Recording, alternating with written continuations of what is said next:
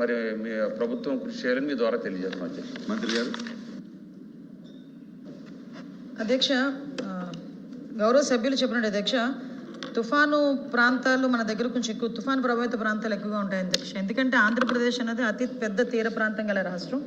సుమారుగా 137 గ్రామాలు, 57 మండలాలు దగ్గర ఉన్న తీరం అధ్యక్ష. దగ్గర చూసుకుంటే 900 కిలోమీటర్ల పైగా ఉన్న తీర ప్రాంతం ఉన్న మన రాష్ట్రం అధ్యక్ష. ఈ రాష్ట్రానికి సంబంధించి ఎక్కువగా కూడా ఈ తుఫాను ప్రభావిత ప్రాంతాలు ఎక్కువగా ఉండడం, వరదల ముప్పు ఎక్కువగా ఉండడం అన్నది మనకి ఎప్పుడు కూడా ఉండే పరిస్థితి అధ్యక్ష. దీన్ని బేస్ చేసుకొని సుమారుగా 2014 నుంచి 2019 వరకు గౌరవ ముఖ్యమంత్రి గారు చంద్రబాబు నాయుడు గారు సీఎంగా ఉండేటప్పుడు ఆంధ్రప్రదేశ్ తీర ప్రాంత జిల్లాల్లో అధ్యక్ష 219, ఇందాక నేను ఏదైతే చెప్పానో 219 బహుళ ప్రయోజన సైక్లోన్ షెల్టర్స్ ఏదైతే నిర్మించబడ్డాయో అవన్నీ కూడా అప్పుడు 2014 నుంచి 2019 వరకు ఉన్న పీరియడ్లో మాత్రమే నిర్మించబడినాయి అధ్యక్ష. తర్వాత కాలంలో నేను ఎవరిని క్రిటిసైజ్ చేయట్లేదు అధ్యక్ష, ఉన్న వాస్తవాలు మాట్లాడుతున్నాను. దానికి సంబంధించి ఫర్దర్గా ఏం చేయాలన్న దాని మీద కూడా దృష్టి పెట్టాం కాబట్టి క్రానలాజికల్గా తీసుకొస్తున్నాం. దీనిలో పాలిటిక్స్ ఏమీ లేదు. 2019 తర్వాత 2024 మధ్యలో ఒక్క తుఫాన్ షెల్టర్ కూడా ఎక్కడ కూడా కట్టలేదు అధ్యక్ష. కట్టకపోగా తుఫాను సంబంధించిన ఇష్యూస్ మీద కూడా ఒక అవగాహన లేకపోవచ్చు, లేకపోతే తెలియనిదనం అవ్వచ్చు అధ్యక్ష. మ్యాక్సిమం డిజాస్టర్ మేనేజ్మెంట్ అన్న వ్యవస్థని పూర్తిగా నిర్వీర్యం అయిపోయింది అధ్యక్ష. ఎంతవరకు నిర్వీర్యం అయిపోయిందంటే ఇప్పుడు తీర ప్రాంతాల్లో తుఫాన్ వచ్చేటప్పుడు కొన్ని అలార్మింగ్ సిస్టమ్స్ ఉంటాయి అధ్యక్ష. అక్కడ మైక్స్ పెట్టి అలారం పెడతారు. ఇక్కడ నుంచి డిజాస్టర్ మేనేజ్మెంట్ ఆఫీస్ నుంచి అక్కడ తీర ప్రాంతంలో ఎక్కడ తుఫాను తీరం దాటుతుంది, లేకపోతే పిడుగులు ఎక్కడైనా పడతాయా, ఇలాంటి సిస్టమ్ను కూడా అక్కడ ఉండేది అధ్యక్ష. అవన్నీ కూడా పూర్తిగా నిర్వీర్యం అయిపోయాయి. తర్వాత అధ్యక్ష ఈ 219 బిల్డింగ్స్ తర్వాత ఒక బిల్డింగ్ కట్టకపోగా కొన్ని వ్యవస్థలు శిథిలావస్థ కూడా వచ్చేసిన సందర్భాలను బేస్ చేసుకుని మొన్న రీసెంట్ మళ్ళీ ఎన్డీఏ గవర్నమెంట్ వచ్చిన తర్వాత దీని మీద ప్రత్యేకమైన దృష్టి పెట్టి తీర ప్రాంతాల్లో ఉన్న ఈ తుఫాన్ షెల్టర్స్ ఏదైతే ఉన్నాయో తుఫాన్ షెల్టర్స్ని పునరుద్ధరించడం ఒక ఎత్తు అయితే అక్కడ ఇన్ఫ్రాస్ట్రక్చర్ డెవలప్ చేయడం. ఇందాక గౌరవ సభ్యులు ఒక మంచి మాట అన్నారు అధ్యక్ష. ఈ రోజుల్లో తుఫాన్ వచ్చిందంటే ఫస్ట్ మనకి ఆస్తి నష్టం, అదేవిధంగా హ్యూమన్ లాస్, అది ప్రాణ నష్టం, అదేవిధంగా కొన్ని క్యాటిల్ లాస్ కూడా మనకు అవుతుంది అధ్యక్ష. కొన్ని ఆవులు గేదెలు కూడా చనిపోయే పరిస్థితి కూడా వస్తుంది. సో వీటన్నిటినీ కూడా నియంత్రించడం అనేది చాలా మనం ప్రికాషనరీగా తీసుకోవాలి. ముందు prevention is better than cure అంటారు కాబట్టి తుఫాన్ వచ్చేదాన్ని మనం ఎలాగో ఆపలేం.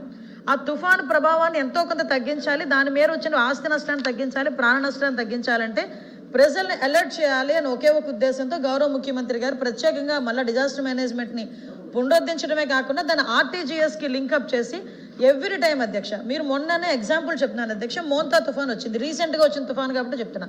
మోంతా తుఫాన్ వచ్చింది. మోంతా తుఫాన్ మీ శాటిలైట్ ఇన్ఫర్మేషన్ కూడా తీసుకుని ప్రతి ఒక్క సిటిజన్కి కూడా, అంటే ఇప్పుడు ఏ ప్రాంతంలో తీరం దాటబోతుందో ఆ తీరం దాటబోయే సిచ్యువేషన్లో ఉన్న ప్రతి ఒక్కరి మొబైల్కి కూడా రేడియస్ పెట్టుకుని ప్రతి ఒక్క మొబైల్కి కూడా పలానా ఇంత దూరంలో తీరం ఉంది, ఇంత వేగంతో గాలులు వీచవచ్చు, ఇంత ఆస్తి నష్టం జరగచ్చు, కాబట్టి మీరు దగ్గరలో ఉన్న సైక్లోన్ షెల్టర్స్కి వెళ్ళండి.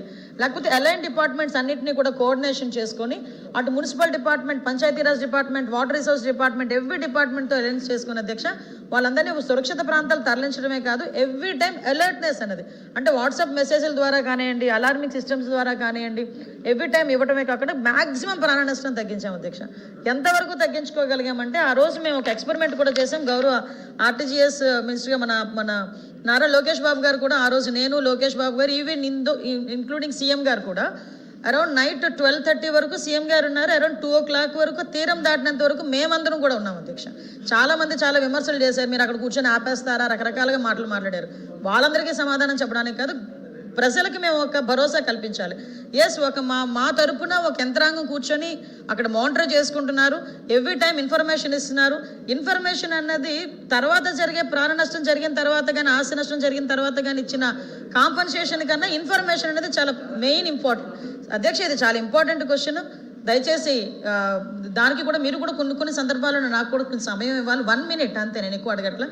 ఎందుకంటే ఇది చాలా ఇంపార్టెంట్ క్వశ్చన్. రేపు పొద్దున్న ప్రతి ఒక్కరు ఫేస్ చేసేది. తుఫాన్కి పార్టీలతో సంబంధం లేదు కదా అధ్యక్ష, అదే చెప్తున్నా. తుఫాన్ పార్టీలతో సంబంధం లేదు. వాట్ సార్ ఆన్సర్ ఇస్తున్నా, ఆన్సర్ చైర్కి ఇస్తున్నా, వెనకాల నుంచి వాళ్ళు ఆన్సర్ అడిగారేమో వెనక్కి తిరిగాను అధ్యక్ష. దీన్ని బట్టి ఆర్టీజీఎస్ అనుసంధానంతో ఈరోజు డిజాస్టర్ మేనేజ్మెంట్ని కూడా అన్ని రకాలుగాను కూడా స్ట్రెంగ్తెన్ చేయడమే కాదు, ఒక పక్క ఇప్పుడు రాబోయే హీట్ వేవ్స్ని కూడా ఎలాగ మనం తట్టుకోవాలి, ఈ రకంగా అలర్ట్నెస్ ఇవ్వాలన్న దాని మీద కూడా ప్రత్యేకంగా దృష్టి పెట్టి దాని మీద కూడా మేము పనిచేస్తున్నాం అధ్యక్ష. గౌరవ సభ్యులు సూచించిన సూచనలు అదేవిధంగా రాబోయే కాలంలో ఎఫెక్టివ్గా ఎటువంటి తుఫాన్లు వచ్చినా కూడా ప్రాణ నష్టం జరగకుండా ఆస్తి నష్టాన్ని మినిమైజ్ చేసే కార్యక్రమానికి కూడా శ్రీకారం చుడుతున్నామని మీ ద్వారా సభ్యులకు తెలియజేసుకుంటూ సెలవు తీసుకున్నాను. Thank you. Question number 14403 Nimmala Ramareddy గారు.